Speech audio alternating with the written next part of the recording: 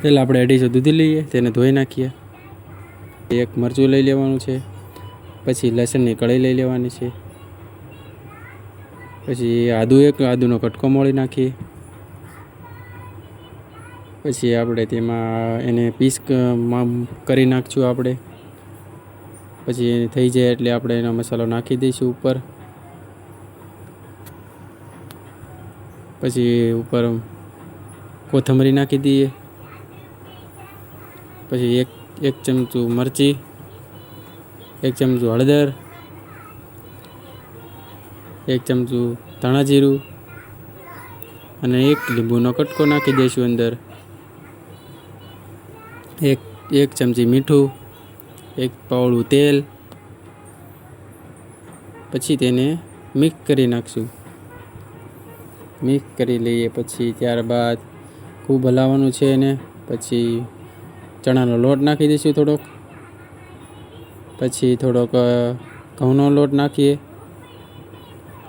પછી થોડોક રવાનો લોટ. પછી રવાનો લોટ નાખી દીધો આપણે 1 વાટકો થોડોક. પછી તેને પાછા મિક્સ કરી લઈએ. બધું મિક્સ કરી લેવાનું, ખૂબ હલાવવાનું એને. પછી થઈ જશે આપણો લોટ તૈયાર. પછી 1 પાવડું પાછું ઉપર તેલ નાખવાનું, એટલે કે ચોંટી ન જાય. એટલે હાથ પણ થોડાક તેલવાળા કરી લઈએ અને તેના આપણે પીસ તૈયાર કરશું. પછી એક પીસ આપણે તમે ઢોકળિયામાં મૂકશું. તમે જોઈ શકો છો કે બધા એક પીસ મૂકીએ. આવી રીતના એક પીસ અંદર ગોઠવી દઈએ. આપણે પીસ ગોઠવાઈ જાય ત્યારબાદ તેને આપણે બંધ કરી દઈશું અને અડધી કલાક બંધ રહેવા દઈશું. પછી થઈ જશે પાછા આપણા ઢોકળા તૈયાર. હવે તેને બહાર કાઢી લેવાના, બફાઈ ગયા છે. ત્યારબાદ આપણે એને એક પીસ કરીને બહાર કાઢી લઈશું. ફટાફટ બહાર નીકળી જશે. ત્યારબાદ તેને નાના પીસ કરી લઈશું. એક પીસ કરી લેવાના છે નાના માટે સહેલું પડે આપણને બનાવવા માટે. આપણે થઈ ગયા છે પીસ તૈયાર.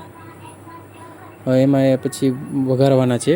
1 પાવડું તેલ નાખી દેવાનું છે અને 1 ધાણા જીરું, રાઈ, પછી કઢી પત્તા નાખી દેવાના છે. મીઠો કઢી પત્તા અને પીસ નાના પીસ હોય તેને ત્યારબાદ તેમાં બધા નાખી દેવાના છે અને પછી એને ખૂબ હલાવવાના છે. ખૂબ હલાવીને તેને મસાલો તૈયાર થઈ જાય છે. તમે જોઈ શકો છો કે આપણા થઈ ગયા છે તૈયાર ઢોકળા.